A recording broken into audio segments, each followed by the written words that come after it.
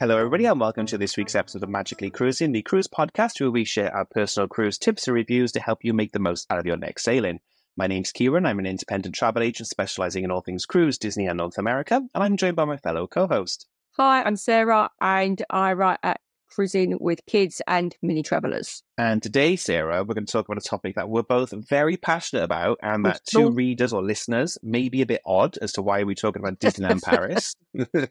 Just because, spoiler alert, you can't do it from a cruise ship easily. It's not something you can do as kind of an excursion, but as we've done our episode talking about Orlando, you can do, obviously, Walt Disney World as a pre-cruise or post-cruise stay and then go and do a Caribbean cruise. It is also possible technically, so it's a bit of a tenuous link, but it is technically possible to be able to do Disneyland Paris as kind of part of a European cruise if you are cruising the UK or Europe type of thing. But equally as well, we thought it was a good chance because, Sarah, you've not long been to Disneyland Paris. Yes, I went for just a weekend 2 weeks ago, so which is something we're able to do here. I suppose in America, Americans will do Disney World. But yeah, so I just did it in a weekend. But what surprised me was how many Americans were there. And it just really made me think that we go there, they obviously want to come here and experience that part because they've all got tiny differences, haven't they? Like the castle mainly. You can do it. If you come into Europe, then it could be part of a European itinerary. Absolutely, yeah, totally. There's so many ways to get to it. It is so easily located to central France, at least anyway. So for anybody who doesn't know, kind of Disneyland Paris is located roughly about a 10-minute train journey away from Charles de Gaulle, which is the international airport for kind of central France, Paris. Or if you want to kind of do a city break and you want to go and explore Paris for a couple of days, you can get the local train, the RER. It's a bit slower, but it's considerably cheaper than getting the TGV. But again, you can do that. It's about 20-minute train journey away from central Paris up to kind of Man-la-Val or Man-la-Valley, which is the main train station, basically, that kind of stops you off near Disneyland Paris. So it's easily connectable by public transport. That's the one thing I will say. So if you kind of get to Paris, you can very easily get to Disneyland Paris as well within a few minutes. Also, just thinking on my feet here, but MSC, could you not get on at any cruise port in MSC? So potentially, yeah. It's quite centrally landlocked, Disneyland Paris. So no, but you could get on at any French port and travel from Disney. You could fly into Charles de Gaulle, do an MSC cruise, and then so that is an option. Some cruise lines do that, don't they? You don't have to go out of Southampton. Yeah, the big cruise terminal is going to be somewhere like Le Havre or Marseille, I would probably guess. So you could do definitely World Europa, for example. You can dock and get on board in Marseille. The TGV, the high-speed train, connects most of Paris brilliantly. So to kind of get from kind of central Paris out to the rural areas of France on the TGV is incredibly easy. It's not cheap. It's not like European train cheap. It is a premium train experience, but we're talking like £100 and something basically for a one-way ticket to get from Paris to. I've done it to Brittany, the far end of Brittany, which is a good 4-hour train journey. So that was about £100 for us in the UK. Right. So you're looking $130, $140 maybe. So it's all public transport in Central Europe is brilliant. Like to get the train anywhere or to do a short haul flight is very, very easy to do. Do you know what we found though? So we landed at Charles de Gaulle. It was, I don't know, 9 o'clock on a Friday night. And because there was 5 of us, because I went with Karen, my business partner, with Mini Travelers and her 3 girls, and it was cheaper to get a minivan. Yeah. A luxury minivan than it was to get the train. And thank God we did, because we were exhausted and we'd had a few wines in the lounge.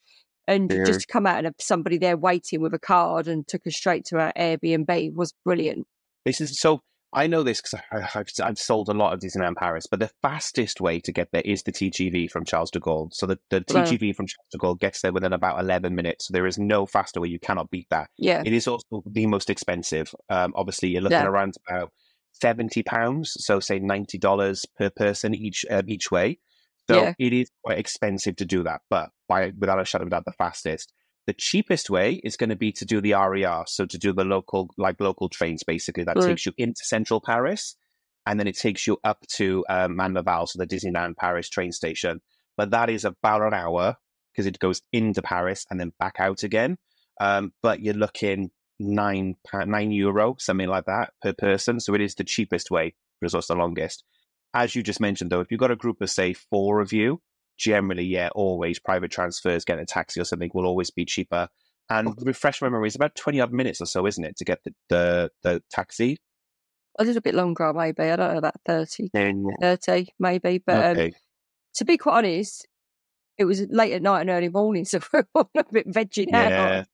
yeah, And yeah, on our phones, trying to keep up with social media and do bits and working and reply to emails. So yep, it weren't long, right? But it was a yeah, really comfortable van and the guy yeah, was brilliant. So for me, that'd just be my option of choice every time rather yeah. than dragging a suitcase anywhere. Definitely. For a lot of my families, that's how I now book them. If there's family of four, I'll always book private Mm, transfers because it's just the most cost-effective way to do it. And as you say, then you're not waiting around. As fast as the TGV is to get there, you sometimes may have to wait 45 minutes between mm, TGVs. So it depends on how you time your yeah, flights. You could be waiting around in Charles de Gaulle for a good, 40, 50 minutes type of thing. Whereas, as you say, the private drivers, they're waiting for you. definitely. And then should we just quickly, before we jump off as well, then maybe for those in the UK who are looking to go to Disneyland Paris, how they get there. Obviously, it's on our doorstep. Most people in the UK may know this. We're really lucky. We do have the Eurostar. So you can get the Eurostar or the Eurotunnel if you want to drive straight, obviously, from London slash Folkestone. So that's really easy and convenient. It no longer goes direct anymore. So you do have to change somewhere along the way. But again, that's really easy to do. It's no different than changing the train here in the UK. You can obviously fly from pretty much every regional airport in the UK, really short flights, about an hour most. And then the last is ferry. We've obviously got quite a lot of ferry connections from the Really, south of the UK then as well, connecting to kind of northern France. So again, if you want to go off and do a longer stay maybe and stay off somewhere else in France, then you can totally do that by ferry as well. and I think actually, I mean, what we did, and if for anybody in the States that's looking at touring Europe, this is a really good tip. So we booked with EasyJet, and our flights were £276 for the five of us. So, Yeah. and that was I was the only one that insisted on having a case. Everybody else was fine with a backpack, and I was like, I will have a small case, thank you. There's Yeah. no way I can fit my makeup in that. But yeah, so they are cheap, but the key with booking EasyJet flights is you've got to track them and book them the day they come out. And when I say the day they Yeah. come out, I've sat up till midnight and been booking them, and you can save Yeah. hundreds by doing that. So that's a really good tip. If you are going to travel within Europe while you're over here, then EasyJet, they're brilliant. They're very efficient. I Yeah. think they're the budget airline that I trust. I don't trust Yeah. others. And book on the day they come out, and you get some really good prices. Yeah, definitely. I think every Disneyland Paris package I book is always EasyJet flights, just because, as you say, the price is the best value for money. The luggage is tricky now, just because they no longer include a carry-on. They used to include a carry-on, so you could always kind of go, well, I'll take a small carry-on suitcase. You now have to pay for your carry-on suitcase, which trips up a lot of people. You can now only take on a backpack. But, it is one of those things, as you say, the cost compared to other airlines and the service level you're going to get compared to other low-cost carriers. Definitely EasyJet would be my top choice for getting around kind of Northern Europe anyway to the UK, definitely.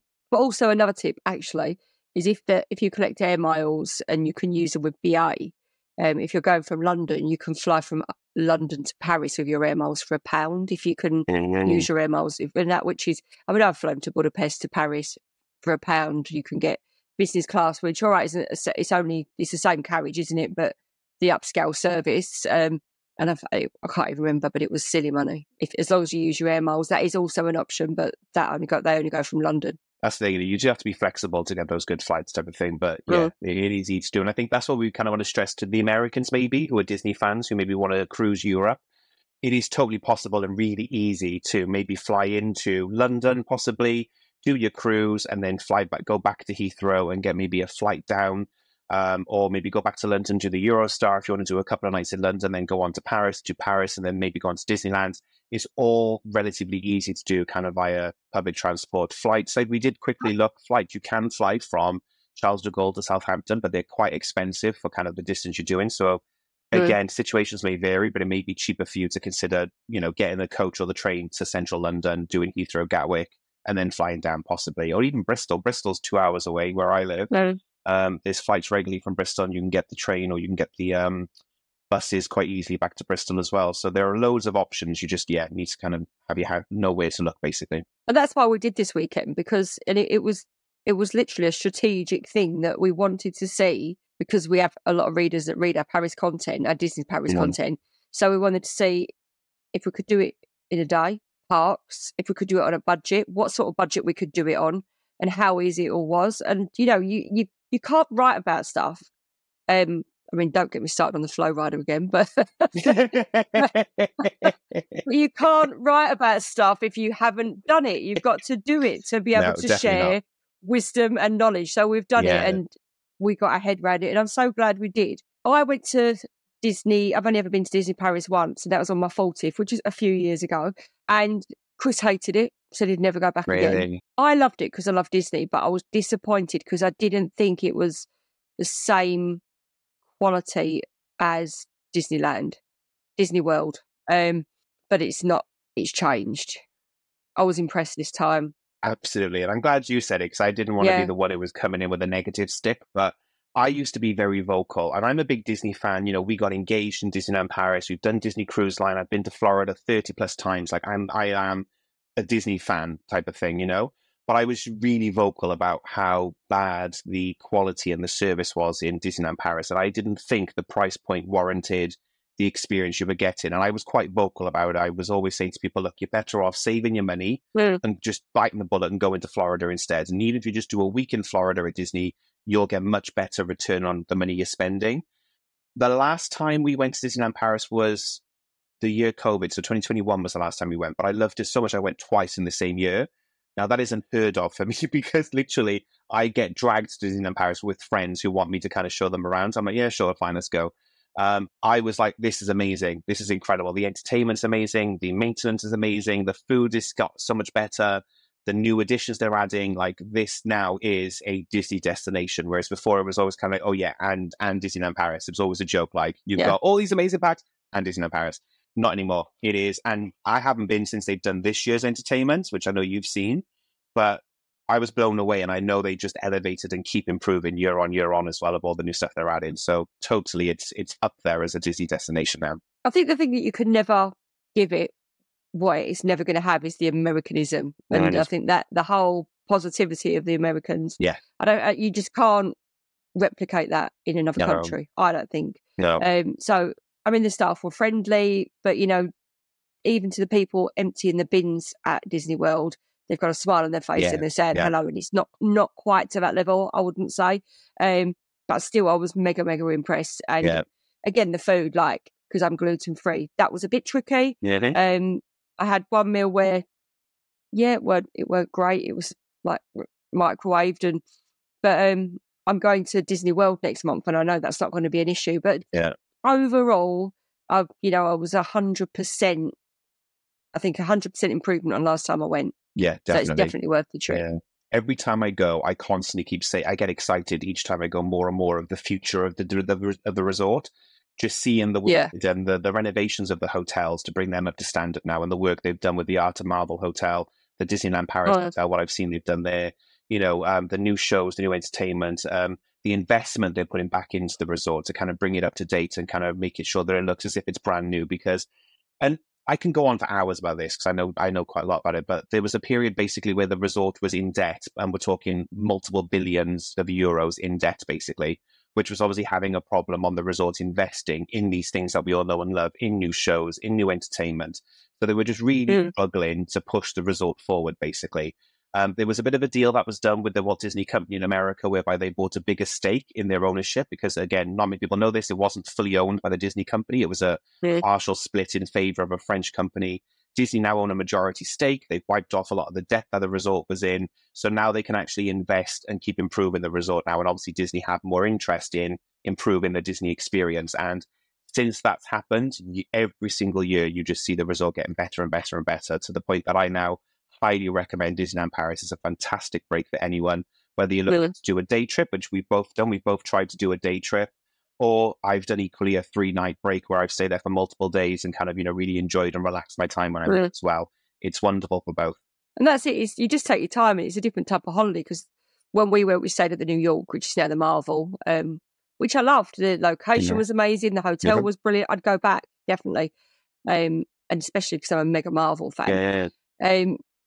But we had a lazy holiday. We went in, we did a few rides, we came out, we spent an afternoon by the pool, had a few drinks. And so we just did it at a different pace, went back at night for fireworks. And you could see that families were doing that while we were there. They were there for the extra early opening hours, coming out.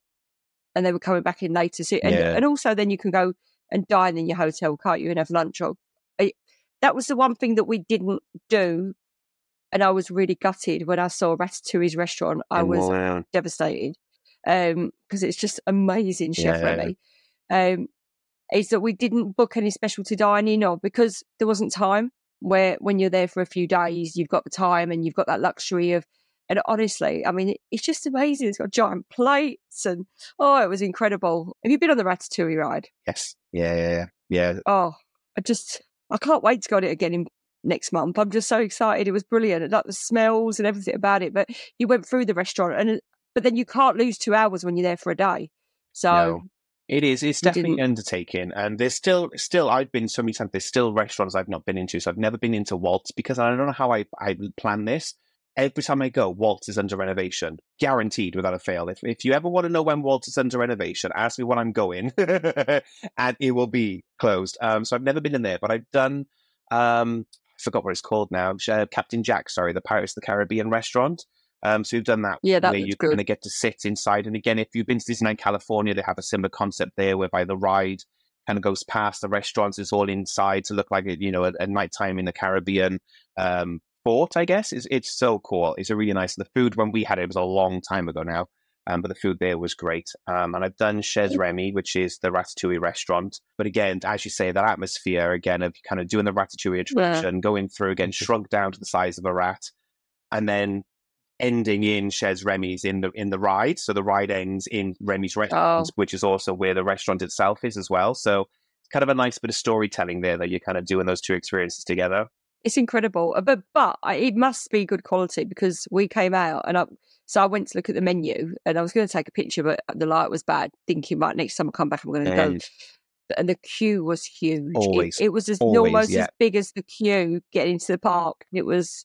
In fact, I've videoed it. I'm going to share it on TikTok. It was unbelievable. Another thing I found was that I've joined all the groups so that you can get all the tips when you're going back somewhere all the time. I'm in all the Disney groups looking at what people are recommending, and a lot of people said that they didn't really get to go on rides. We did not have any problems at all. So we did buy. Well, we didn't. Karen's husband Matt bought the girls a Premier Pass. Yeah, so they had the Premier Pass. And Karen and I's strategy was we were going to go on whatever rides we could and get photos. So the girls had the Premier Pass, but the girls went on, and you can only go on one ride each time. Yes, yeah. So for anybody that's not been before, you've got two parks. So you've got Walt Disney Studios Park, which is the same as Hollywood Studios, but a bit smaller. And then you've got the Disneyland Park, which is Magic Kingdom. Disneyland Park is a lot bigger than the Walt Disney Studios, but they're next door to each other. So it's not like in Florida where you're getting transport, you walk out of one and into the other. And the girls got to go on a lot of rides twice. So we did Walt Disney Studios first in the morning, and it was definitely busier going into Disneyland Park. Went straight for the Avengers area because we wanted to go on the, what's it called, Flight Force first. And worked our way around the park. And there's more rides with single rider in Walt Disney Studios. Yeah. So what happened was we just did all the single rider rides with the girls and just exhausted the park. Like by 12 o'clock, we'd done it all that we wanted to do. Like weren't bothered about Slinky and the parachutes, and then went over to Disneyland Park, had some lunch, and then there's only 2 single rider rides there. So then we went on and queued up for what we wanted to go on. Obviously, you use the app, don't you, which is brilliant. Tells you what the wait times are, so you can be a bit strategic. Yeah. And we got to go on everything. And we went on Pirates of the Caribbean twice. We went on a few things twice. But it's all doable, and it's all doable in a day. And we were talking about after, we don't think the girls actually needed the Premier Pass. They'd have got by without it.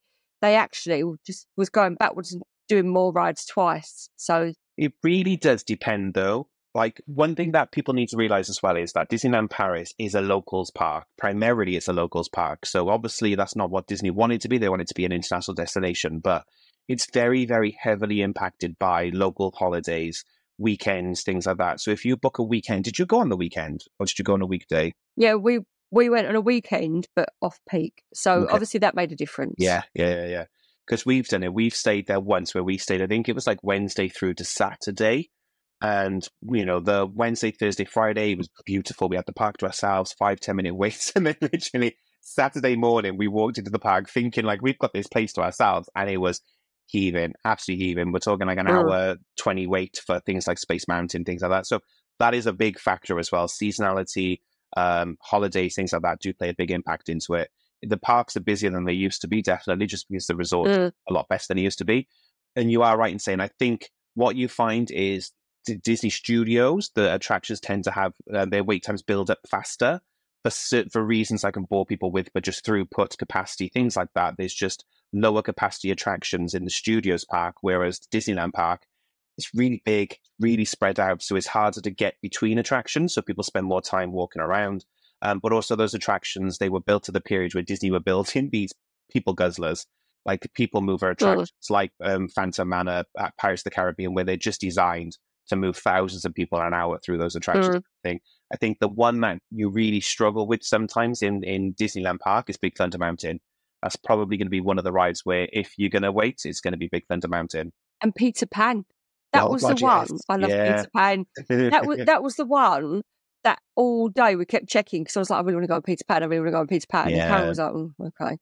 So we queued up quite a while for Big Thunder Mountain, which I think is one of my favourite rides. That and what's that? I don't know. What is that? I'm watching the videos. They were just waving a hand at me going, what's that one? I'm like, I don't know. Tower of Terror, do you mean? Tower of Terror, that's my absolute favourite. See, you got it. We should do that. Should we ride charades? But then we had a glass of mulled wine and decided it was a good idea to pay €16 each to go on Peter Pan. And as we go around it, Karen's like, we've just paid €16 for these.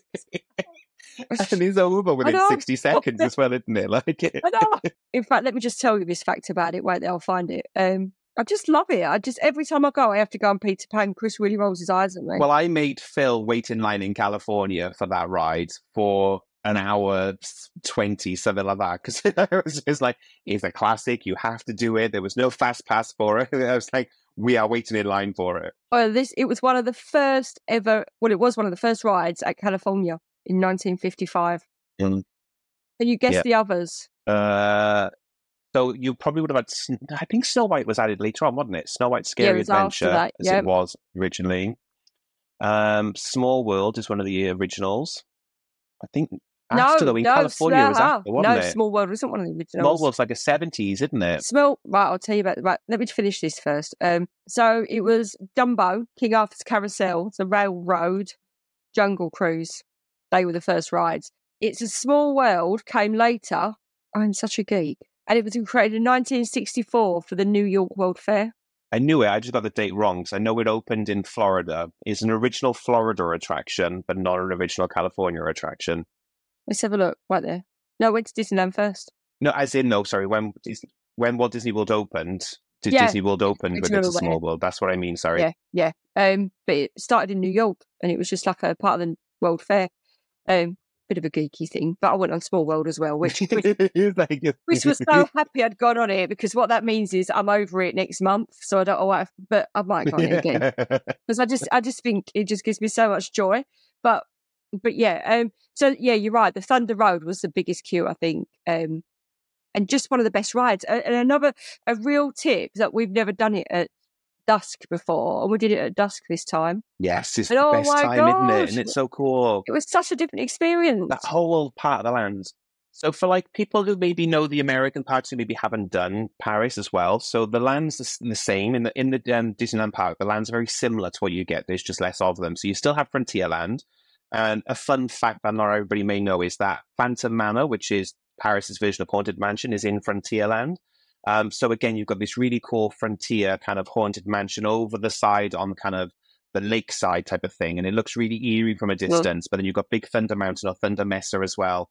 Big Thunder Mountain actually goes under the lake and just magically appears then in the center of the lake going around this kind of Thunder Mountain. It's such a cool ambience. That whole land has just been designed so well. Funny because I went on it with one of Karen's girls, and her girls are amazing. They're adorable. They're like teenagers. And she went, the mountain, and she went, I wonder if that was here first and they just built it around it. I mean, she's super intelligent, but yeah, I was like, oh, I'm not sure. Yeah, that's how good though, honestly. It's so realistic. It's so weird because it's so perfectly designed that it doesn't look artificial. That's the thing. So one thing I will say, the amount of money they spent to build Disneyland Paris bit them in the bum down the line because they went so over budget. It was at the height of like Disney theme parks. So there was no check big enough, basically. They were given free reign to build as much as they want. And the attention to detail and the kind of craftsmanship and the artisan detail in everything in that park, Disneyland Park specifically, is top notch. I don't think any theme park touches the attention to detail that park has. Because when I was on Pirates of the Caribbean, I was like that on the walls, thinking it's going to be polystyrene. And it wasn't. It was like the walls in my house. So I live in an old, I don't know, turn of the century barn that was just built out of stone. And so we have got stone walls in the house. And I was like, oh, it's just like the walls in my house. And I thought they were going to be hollowed, and they're not. While I'm on Pirates of the Caribbean, and people probably know this, but it was a new discovery for me, is that we did it, and that is, I love Pirates of the Caribbean. So we went to the back of the park and did it again before the fireworks. There was no one there. It was dead. So everyone's coming this way, and once you get that window that you're allowed to go that way, it was dead. I think I found, so the first ever trip I did to Disneyland Paris, I didn't realize that Pirates of the Caribbean was there because it's so hidden away at the very back of the park. And the placemaking, as in like the theming and the setting of it, you wouldn't actually know it's there because it's quite hidden away. You can't really see the fort. They don't do here's a big thing and a big sign saying it. You kind of have to go all the way past Skull Rock, and it is quite hidden away out of the way. And I think a lot of people as well forget that it's there, as you say, in the first early in the morning and the evenings type of thing. Yeah. It's a bit hidden away and a bit. Even when you get to the entrance, you don't really realize it's the entrance to an attraction. We struggled to find it. Because you've got to walk over that bridge, and we struggled to find it. And I was like, I know it's here somewhere. I was like, no, it is. I mean, how can you miss something so big? But yeah, it's because it's really well hidden. Another thing for the because if we've got European and British listeners as well, but is the castle. Now, I just love the castle. So what's special about the castle? There's so much about it. And so my fun story, actually, me and Phil, I got engaged in front of Sleeping Beauty Castle in Disneyland Paris. And it's just this quintessential and sums up kind of Disneyland Paris. But it was after the park had closed for the night, and we were in front of the park. We were in front of the castle type of thing. Everybody had left. We walked all the way down Main Street as if we were going to leave, and then walked all the way back up Main Street in front of the castle. And I'm just wafting on about, like, oh, this is my favorite castle. I love this castle so much. It's amazing. And then turn around, and then Phil proposed to me type of thing. And we had that, oh my God, I got engaged in front of Sleeping Beauty Castle. And then there was a cast member cleaning, like sweeping the floor at the end of the night. So we were like, oh, hi, yeah, we just got engaged. Would you mind taking a photo of us? And she just looked, she went, no. And I'm like, no. And Gary and I was like, this is just the most. I said to Phil, I was like, if this was Florida, they would parachute in photographers for us. And like, it would be a whole other shindig type of thing. But in Paris, they were just like, no. In the end, she did take a picture, but it was the worst picture I've ever taken. Neither one of us is in focus time of movie, so you can't see anything. But it is my favorite Disney castle by far. It is absolutely beautiful. It's unique as well. It's the only one like it. And up until Shanghai and Tokyo Disney, not Shanghai, sorry, Shanghai and Hong Kong Disney, it was the only unique Disney castle in the Disney destinations portfolio type of thing. Now, obviously, they've changed those castles to make them a bit more unique. So what castles have they got then? So in Tokyo, they've got a replica of Cinderella Castle, the same as Walt Disney World. And then when Hong Kong opened, Hong Kong had the California version of Sleeping Beauty Castle, so the small little dizzy one. And then basically they decided that they wanted their own unique one, and they've now built their own one. I forgot the name of it. I'm pretty sure it's like the Castle of something million or 1,000 dreams. I've watched. So it's on. There's an Imagineers program all about it. I've watched it. Yes. Yeah. And then Shanghai equally has its own unique one as well, which again is themed around the different Disney princesses. So originally Hong Kong had a replica of the California castle. That's now got its own castle. And then Shanghai also opened with its own castle as well. So so Paris, Shanghai, and Hong Kong have got their own individual castles that no other park has, whereas Tokyo and Walt Disney World share a castle basically. And then now technically California has its own castle. I am such a nerd. I can't wait to go back this time because I mean, Joe's coming, he's 18, Jack's 23, he's not coming, but my goddaughter's going to be there. And I can't wait to go in the castle and have a look around the castle. I don't think there's as much as there, but because when the boys were little, they were not going near a princess castle. I mean, Snow White once kissed Jack when they were having a photo, just on his cheek. She goes like that. And he cried for an hour. Yeah. He cried for an hour. He's like, they were like, just no princesses. So I didn't get to go. He's like, we ran past the castle. But what I love about this castle is obviously when you go up the stairs, you've got, first of all, you've got a viewing gallery, which is really good at dusk. And then you've got the story of Sleeping Beauty all the way around in stained glass and tapestries. And it's absolutely beautiful. You've even got the trees, like the trees have grown up. They're made of stone. But you've got the trees, but then if you go down into the basement, you've got a dragon. And I did a TikTok on that the other day, and I put like secrets that the castle holds. And so, when you always get like a negative Nancy. Well, it's not really a secret, is it? And I said, well, it is a secret if you've never been before, because the people I went with, they'd been and didn't know anything about the dragon. So, but I think a lot of people don't know. No, a lot of people don't know that it's there. But she had a Disney TikTok account. Of course she knew. And I'd be worried if she didn't. No, the castle in itself is quite immersive, and I think it's got its very own level of beauty, I think. It is definitely. It's definitely the most beautiful castle. And I think it's the most, in my opinion, and I'm biased, but I think it's the most fairy tale like castle, particularly where it's kind of not symmetrical. It's kind of you've got the square trees on the hill going up the side of it, all the waterfalls cascading down it. I think it just creates this really beautiful landscape. I do think it's lit beautifully at night as well. It's just such an iconic castle. It is definitely beautiful. Cinderella's my favourite, though.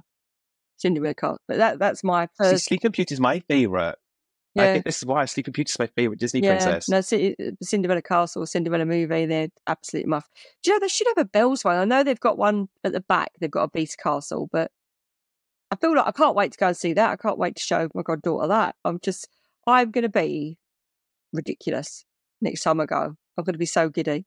My friend said she's been trying to go her whole life, and everything, like when life gets in the way of stuff and moving house, I think COVID, all different things. She's never got there. She was going to go for a honeymoon, then she found out she was pregnant, all different things. So she said, I think I might cry when I get there. So I don't worry, I cry every time. Chris is like, here we go. Do you know what gets me? And is an instant guarantee to make me cry, right? Is mainly the fireworks. I cry or I get kind of like really welled up at the fireworks. I think they bring something out to me. But especially at the moment, my weakness is Rapunzel. So do you know the song that she sings when she's out on the lake and she lets off the lanterns? I've never seen it. I'm not going to sing it, but I see the lights. I've never seen it. And at last night, haven't you? No. I mean, obviously that's the Irish version. You sound like you're singing an Irish accent then. Club singing. Yeah. Do club singing. No, that's not Irish. That scene with the grandparent, with the dad, with the parents even, and the lantern, and gets me every time, guaranteed to cry. And Disney at the moment seem to love using that song in their fireworks displays. And Phil knows the second they start playing that. Yeah, even on the Disney, we were on the Disney Magic, and the restaurant is a Rapunzel restaurant, and they sing it in the restaurant on one of the nights, bawling my eyes out to dinner. I really love so much, like eating my meal.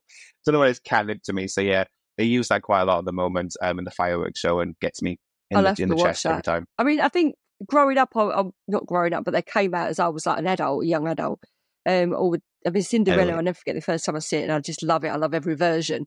But then I had two boys who are not into princesses at all. So then it's all, for me, it's all Star Wars, Toy Story, Cars. Yeah. I mean, Joe's 18 and he can't wait to go to Cars World. But yeah, I love Cars Land actually at Disney Paris. Now that they had that there before. Mm-hmm. I think they had Toy Story there before, didn't they? I think so. Yeah, they didn't have it in Florida. They added it to Florida recently, didn't they? Yeah. But all that stuff, I mean, is it called Catastrophe Canyon? What they did with the backlot tour? Yeah, so it was originally when it was part of the backlot tour. So anybody who's been to kind of Hollywood Studios back when it was called MGM Studios, they had their own backlot tour as well. I loved that. So Walt Disney Studios in Paris had its own kind of mini version of that, where you got to go look at some movie props and movie sets, and the world famous Catastrophe Canyon. And we still have, at the moment, our own version of that in Paris. I think it's the only one that's left is Catastrophe Canyon in Disney Paris, but they've now rethemed it to be about cars. So I forgot the full name of it. It's like Cars World Tour or something, isn't it? Can't Cars, even not remember. cards. I can't, Cars World Tour. I'll have a look. I've got a picture of the marquee on my photos, but it's like now cars themed anyway, so you get to go around and see. And there's some funny things because is it Meta who makes the Tower of Pisa out of tires, the Tire of Pisa or something, isn't it? Well, I think Mate There's some does like a lot little of the cars jokes. what's it called? Mater does all the landmarks, isn't he? He's like they're all like cars-esque. like. So what's the word? What is wrong with me? Narrator. And then you get to pull into Catastrophe Canyon then, which originally was designed to be kind of a behind the scenes of movies, special effects of how they do kind of big explosions and how they flood scenes in Hollywood type of thing. But now they rethemed it so it's a scene from Cars. Is it still set up to be like you're in the movie? So I can't remember. I did it a while ago. No, it's is it still like they pretend it's a movie set? You go around Radiator Springs. Right. So it's like, okay. It's called Cars Road Trip. So it's like a tour of Radiator Springs. It's brilliant. It's just lovely. But then Karen's girls weren't going to go. So they'd sit off on the little train and then missed it. She said, "Don't waste your time." I said to Karen, "We're going on it," because I think I remember what happened. So she's there on this train, like. So and then Lily's messaging us, going, "Oh my god, what did she say? I can't remember what she called it. She said it's just insane, that ride. She said it's blows your mind, and it is, because you just don't expect it to happen the way, and it's brilliant." Yeah. And the finale's worth it. It's brilliant. I think like the preamble leading up to it is okay. It's like cute, if anything. Like the little bits beforehand, like cute. You're like, oh, nice. If that was it, you'd be a bit disappointed. But then, when you get the kind of finale at Catastrophe Canyon, you're like, oh, this is kind of cool. And when you're getting in the car, you want to be getting in the other side. So you get in the door on the roadside, you want to go to the other side of the carriage, if that makes sense. Okay. To be at the front of the ride. So if you've got any little toddlers that are a bit nervy, they don't want to be sat there. They want to be sat more in the middle. But if you're the last person to get in your carriage, you're further away from the action. I wish I'd have been sat on the other side. But it's just brilliant. It's we're just really fanning out over Disney, aren't we? I say, like, this could be this. We have joked sometimes about should we launch a second podcast because we have all the time in the world to just do a Disney theme park podcast, because we could fill a whole series just about Disney, because we are both big fans of Disney. This is why we've segued this episode into a cruise series. So, like, well, technically you could do it before a cruise. There were a lot of Americans there, and so and with cruise lines like MSC and the ones that do, in fact, we've got on a Royal Caribbean ship in Marseille. I would say for most Americans, you probably would either fly into, say, maybe France, and then do maybe a France break, and then maybe either go down to Barcelona and do, say, like Oasis of the Seas or one of the Barcelona departures, or fly back to the UK or train to the UK and do a Southampton departure. Then possibly, I'd say they're probably going to be the most likely bets for you. For most Brits, you're probably not going to shoehorn her into a cruise break, definitely not. But we're very lucky; it's on our doorstep within an hour. We can get to Disneyland Paris quite easy. So what I want to talk about is, because I'm really jealous you've got to see this, and I love this show and everything I've seen of it. But what was the Sky Parade like? The nighttime parade in the sky. I really wasn't. I mean, I love the fireworks. I love them, but it's one of them when you've done such a long day. And honestly, I was shattered, and I'd hit a freezing cold stage. Then I had the mulled wine. That's the only thing about Disneyland Paris, isn't it? It's like, it is winter. We get cold winter. All the time I was going around, I was thinking next month when I go, I'm gonna be in my linen trousers and a dress with a sun hat. I've gone to a stage where I was like over it all because we'd exhausted it, and then we went and did Pirates of the Caribbean, which fucked me up a bit because it was the second time doing it, and I just don't think you can. It's just a brilliant ride, isn't it? So then we made our way back, and it was hammered. It was what it always is, isn't it? At firework time. Yeah. And the girls wanted to stand at the front, and I was saying, well, for me, it's always better at the back. Go right down Main Street to near the entrance, and then firstly, you're out first. After, and secondly, you can see it all. And so that's what we did. We zigzagged down and got right to the end. And oh my god! And I was like, oh, it'll be all right. It was phenomenal. It was. I mean, have you seen my TikTok? I've seen your TikTok, and I've seen a lot of the footage that have come out about it. So for those people who are listening at home, so For the 30th celebration, Disneyland Paris introduced drone technology to the parks, and they're using it in that way that they create kind of visuals in the sky. Now, what was really magic is for the 30th, when they first started trialing this software, they just created like the 30th Disney logo above the castle, and it happened without warning. Nobody knew it was really going to happen. And just before the fireworks, this really cool 30th come on with the 30th celebration song, and then they could then go to the fireworks. But for this year, they've introduced a whole show. And if fans have been to the American parks, they know the Disney Main Street Electrical Parade. They now do this in Disneyland Paris, where it's all done in the sky using drones, and it just looks incredible. Honestly, I mean, you had, I don't know if it was like an angel or something, the first one. I didn't really get that. Yeah, the Blue Fairy. Yeah. Blue Fairy It from was just, Pinocchio. it was a funny shape. I didn't, but I probably wasn't as into it then. And then they had the swans, which was stunning. I mean, Elliot the Dragon was brilliant. Oh, it was, and then they just had all instruments. It was phenomenal. It was, you just didn't want it to end.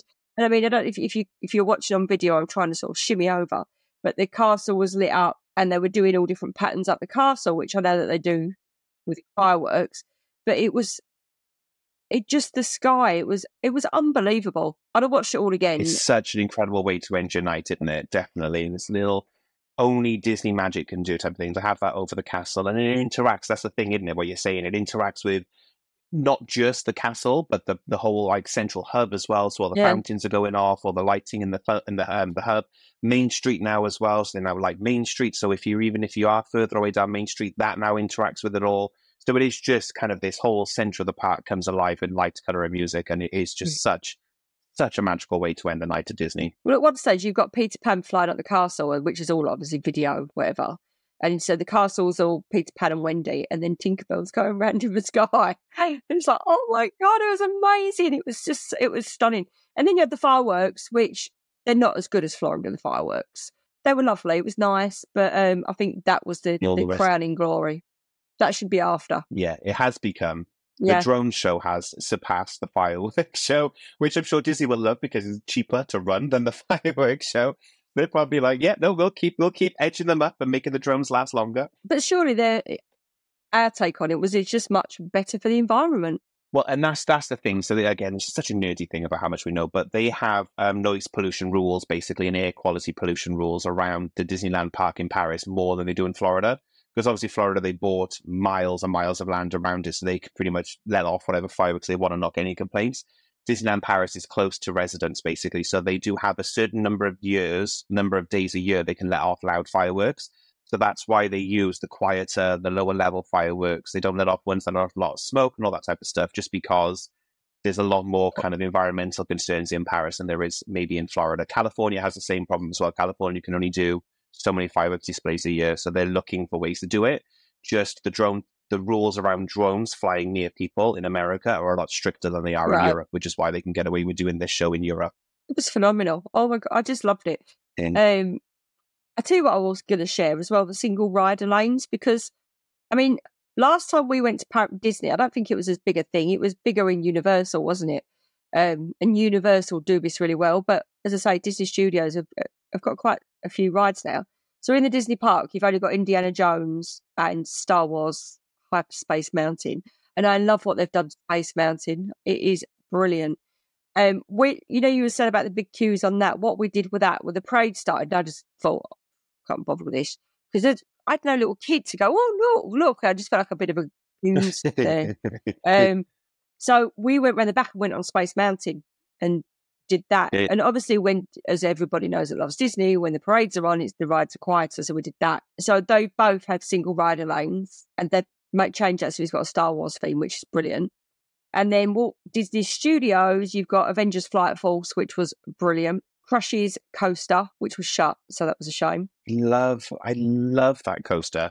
It is a capacity nightmare, I think, and being like over exaggerated, but I think 10 people an hour can get on that roller coaster. Really? But it's such a simple roller coaster. I love it. I absolutely love that ride. Every time I go on it, I'm like, I don't know what it is about me and like small kiddie coasters like that. I didn't go on it because I remember now, I'd been on Aerosmith and felt really ill. So I took travel sick tablets this time. I was fine. So I didn't go on it last time. But I've been looking actually at Florida because I am that geeky person that's already checking out the queue times, and it has got massive queues. That's a whole other conversation for another episode about why that could possibly be happening. There's a lot of theories around it to do with kind of lightning lane and all that type of stuff. But yeah, it is. The parks in Florida are busier than ever, and particularly at the moment anyway, Easter break is kind of coming up soon. So yeah, it's getting very busy there. I'm glad that we're going off peak. We're just off Easter, which is brilliant. So Ratatouille, Spider-Man Web Adventure, which it was all right, and I'll make at the end. I love this attraction. I don't know what it is. I've done it in California and I've done it in Paris, and I absolutely love it. It is the best workout you can have for your upper body on a Disney holiday. Apart from Share Aerobics, I've been doing that today, Share Step Aerobics from like the 1980s, but it's still the hardest step video I've ever done. I think for me, I just compare it to Spider-Man at Universal, and I just don't think you can beat that. Oh, definitely. Yeah, no, Spider-Man Universal makes it look like, a nice poor man's attempt type thing. But there's something, I think it's a lot more interactive, I think, which is why I like it. I think it's a lot of fun. I was into it. So if people have... if people haven't seen anything about it, the Spider-Man attraction, you can't really film it because it's all 3D. But you do go in kind of a vehicle, which I forgot the name of it. It's some name they've given her, a cute, fun name. But you web sling, basically. You become an honorary Spider-Man or Spider-Person for the day, basically. So you get to kind of web sling, and you have to physically kind of web sling with your hands, and then sensors pick up which direction your hands are pointing, and it interacts then with all the scenes that you're driving past. And then obviously you score points with each other of who's defeated the most spider bots then. It's cute. It's a lot of fun. Yeah, it was I don't think it was worth the hype. It wasn't rubbish. It was good, but I think I always compare it to Spider-Man, which is obviously its downfall. Oh, then you got RC Racer and Toy Story Soldiers Parachute Drop, which actually was quite nice when I did that, but I didn't do it this time. So there are quite a few single rider lanes. So say if you had to pick then for each of the parks, so looking at Disneyland Park and Walt Disney Studios, which one attraction would be your favourite from each park? Well, Disney Studios, Thunder Mountain. Really? And no, wrong park though. That's Disneyland Park, sorry. Oh yeah, sorry. Thunder Mountain, Disneyland Park, and Walt Disney Studios. Yep. Terra.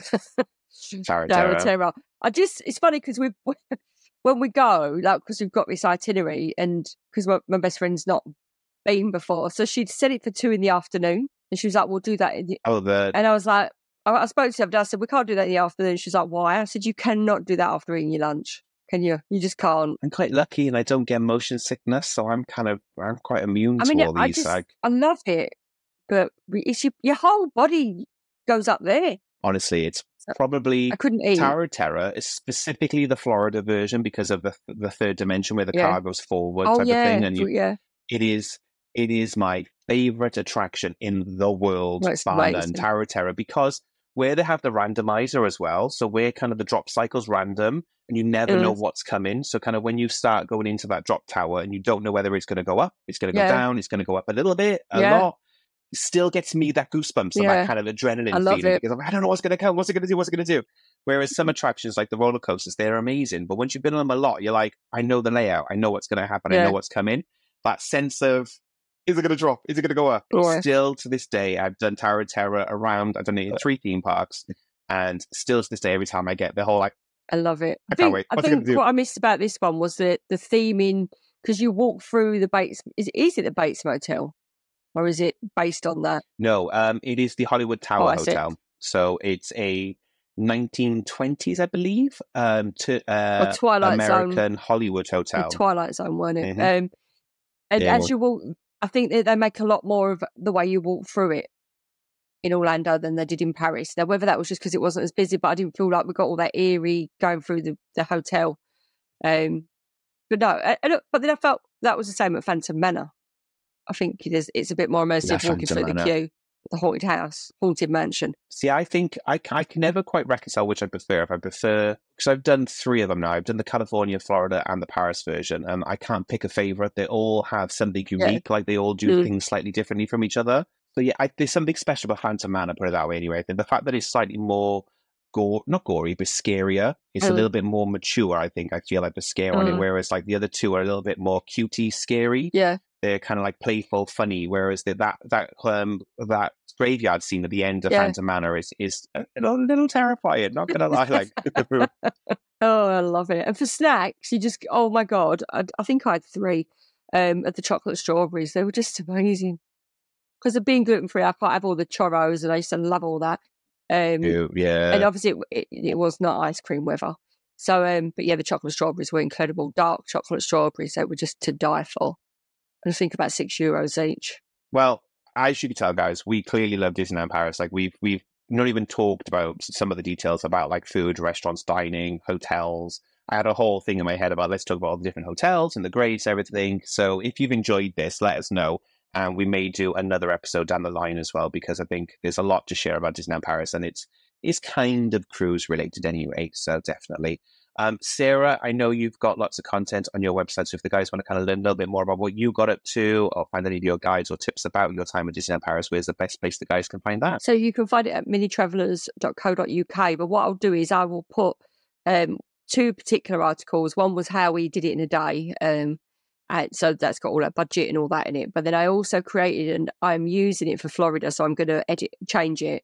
I've created a complete planning guide, which you can upload to OneNote and use as a digital guide, which has just been brilliant for everything that I've booked for my trip. So I'll pop a link in for that as well to help with planning. Amazing. Well, I have no tips on my website yet because I'm really bad at putting them out there. They're all in my head, and one day they will be on my website. But if anyone would like to work with me and they kind of want to work out the best way from the UK to get to Disneyland Paris, then I would absolutely love to help you. You can find me online under magical-traveler.com or all my social media under magicaltrvlr. Other than that, guys, I hope you've enjoyed this episode, and we'll see you on the next one. Take care. Bye. Bye.